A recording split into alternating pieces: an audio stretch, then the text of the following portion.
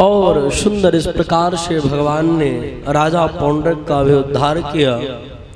आगे चल करके भगवान ने विविध विविध लीलाओं करते हुए दुर्योधन सुताम राजन लक्ष्मणाम समतिंजयः स्वयंवरस्था महरद सांबोजाम्बवती सुता। महाराज दुर्योधन के पुत्री थी, नाम था लक्ष्मणा। और भगवान के जो पुत्र थे सांब, जाम्बती के पुत्र थे शांब। उन्होंने लक्ष्मणा को स्वयंवरा यानी स्वयंवर से हरण करके लाए हैं। और जैसे ही हरण करने का प्रयास किया, युद्ध हुआ। और युद्ध होते हुए अनेक युद्ध होते हुए सबको उसने भी परास्त कर दिया। पर समस्त कौरव मिल करके दुर्योधन आदि उसको बंदी बना लिए। और जैसे बंदी बनाए हैं, ये सूचना नारद जी ने भगवान को प्रदान की है। और भगवान को सूचना मिलते ही भगवान ने कहा मैं जाता हूँ। द्वारिकाधीश श्री कृष्ण ने कहा मैं जाता हूँ। बलराम जी ने कहा दुर्योधन मेरा चेला है, मैंने उसको गदा सिखाया हूँ, इसलिए मैं ही उसके पास जाऊंगा समझाने के लिए कि मेरे भतीजे को छोड़ दे। पर तभी दुर्योधन के पास में श्री बलराम जी महाराज गए हैं और जाकर के उन्होंने कहा कि मेरे भतीजे को छोड़ दो।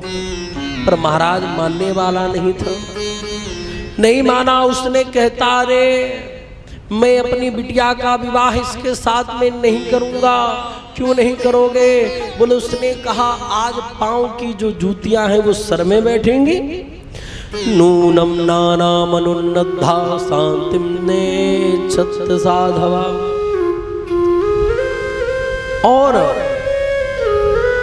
इस प्रकार से वो कहने लगा कि जो पांव की जूतियां हैं क्या सर पे बैठेंगी? और इतना कोई बलराम जी से कह दे फिर कोई बचने वाला है? नहीं बचने वाला वो तो। बलराम जी ने अपना हल मूसर उठाया और यमुना जी में लगा दिया और कहा मैं आज हस्तिनापुर को पलट दूंगा। और ऐसा कहते ही महाराज आज भी दिल्ली जो है तो टेढ़ी है, यमुना जी भी टेढ़ी है, क्योंकि बलराम जी ने अपना हल लगा दिया। अब हल इनके पास है। कल आपने श्रवण किया ही था कि बलराम जी के पास हल कहाँ से आया। तो ये हल रामावतार का लेकर के भ्रमण कर रहे हैं। और जो सीता नाम पड़ा तो हल के जो आगे का जो निकला रहता है, जो जमीन में रहता है, तो उसके जो आगे का भाग है उसको सीत कहते हैं। तो सीत से ही उत्पन्न हुई, इसलिए उनका नाम पड़ गया सीता। तो महाराज हल का प्रयोग किया। महाराज आज पूरी हस्तिनापुर पलटने वाले थे। दुर्योधन शरणागत होकर के आ गया, कहा प्रभु मुझे क्षमा कर दो, हम जान नहीं पाए।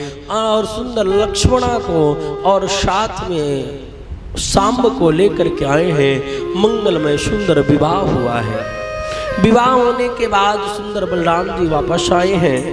आगे चल करके नारद जी के विविध गृहस्थ लीलाओं का वर्णन है।